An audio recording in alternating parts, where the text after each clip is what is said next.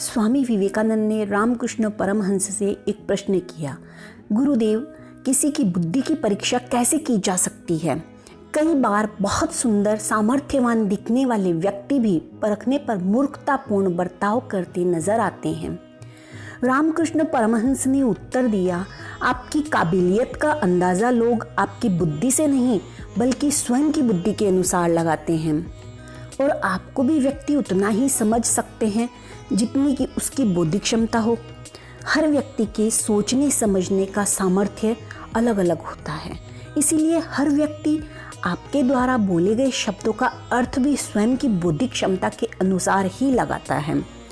गुरुदेव ने उदाहरण देते हुए एक बहुत पुरानी कथा जो रैदास से संबंधित थी वो सुनाई। एक बार भगवान दत्त रैदास से प्रसन्न होकर उनसे मिलने एक सन्यासी का रूप लेकर आए। रैदास संतों, महात्माओं और सन्यासियों का बहुत ही आवभगत किया करते थे, मेहमान नवाजी किया करते थे। भगवान दत्त उनकी आवभगत से प्रसन्न हो गए और उनको एक पारस का पत्थर दिया और बोला कि ये पत्थर आपका जीवन बदल देगा, लेकिन स्मरण रहे ये मेरी अमूल्य निधि स्वरूप आपके पास रहेगा। जब मैं तीर्थ से गंगा स्नान करके वापस लौटूंगा तो इसे ले जाऊंगा, तब तक तुम इसे अपने जीवन का उद्धार करना चाहो तो कर सकते हो। दत्त भगवान पत्थर देकर गंगा स्नान को चले गए। कुछ समय पश्चात वापस आए और देखा रैदास के जीवन में कोई परिवर्तन नहीं है और वो वहीं बैठा कठौती में जूतियां बना रहा है और वहीं उसके पुराने कपड़े और पुराना घर, सब कुछ जैसा का वैसा ही देख दत्त भगवान क्रोधित हो गए और रैदास के पास जाकर बोले, मुझे मेरे पारस का पत्थर वापस चाहिए। रैदास ने घर में पत्थर ढूंढा परंतु उसे मिला नहीं। उसने भगवान को बोला, घर में वो पत्थर नहीं है, शायद वो साफ सफाई करते हुए गंगा में डाल दिया हो।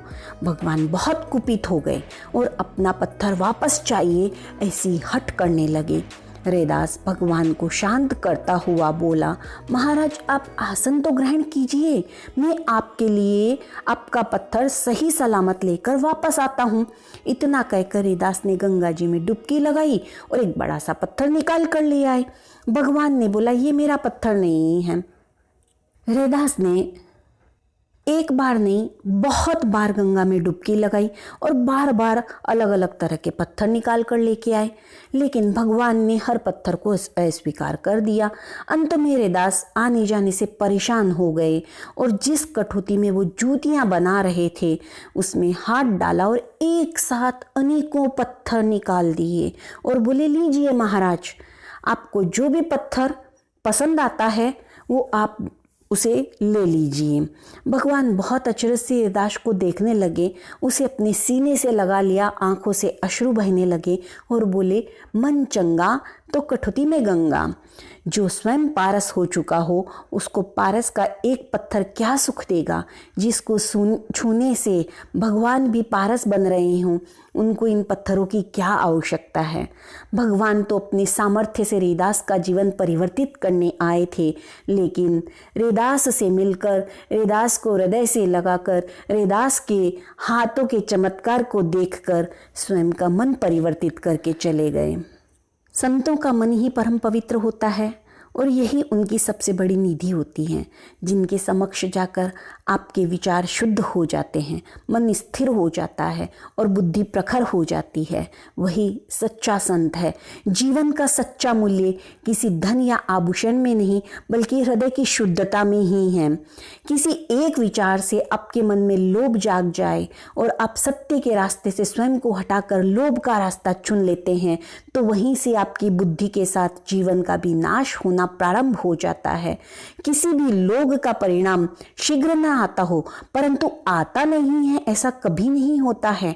आपके लोभ की शुरुआत आपके पतन की भी शुरुआत हो सकती है और वापस वहीं लाकर आपको खड़ा करती है जहां से आपने अपने आप को आपकी नजरों से उठाना, लोभ को अपनाना शुरू किया था। उन्हीं के साथ वापस आपका सामना होता है जिनके साथ आपने लोभवश दुर्व्यवहार किया था। रूप अवश्य बदल सकता है, जन्म भी बदल सकता है, परंतु अपराध आपका अंकित हो चुका है और उसको वापस उस स्थान पर आकर प्रायश्चित करना ही पड़ता है। ये ऐसा ही है जैसा आप किसी मंदिर, दरगाह या तीर्थ स्थल पर मन्नत का धागा बांधने जाते हैं और मन्नत पूरी होने पर माथा टेक कर उस धागे को वापस खोल देते हैं। इसीलिए दुष्कर्म भी उतना ही अपने जीवन में उतारो जितनी आपकी उस दुष्कर्म को चुकाने की क्षमता हो, क्योंकि कर्मों की ही तो सजा और सम्मान मिलता है।